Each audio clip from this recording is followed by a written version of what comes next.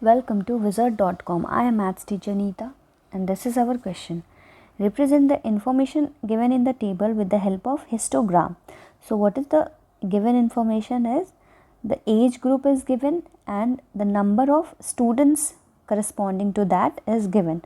So let us plot the histogram. So for plotting histogram, let us name the x-axis and y-axis. So here age group will come in x-axis and the y-axis will put number of students. Now what are the number of students?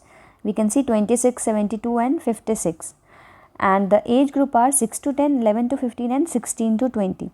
So let's say if this is origin, then there will be three range, that is 6 to 10, 11 to 15 and then 16 to 20.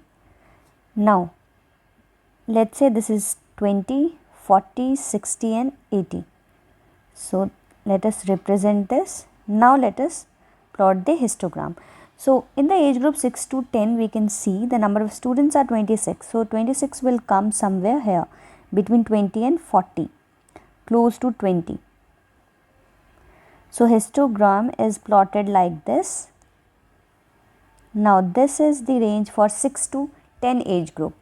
Now for 11 to 15 years age group, the number of student is 72. So 72 will come somewhere between 60 to 80. That will be slight closer to towards 80. So we'll plot like this. This is the second age group. Now the third age group is 16 to 20. So 16 to 20, the number of students is 56, which will come between 40 and 60, close to 60. So this is our third age group. So in this way we plot the histogram. So we can say that this figure represents the required histogram and this is our answer.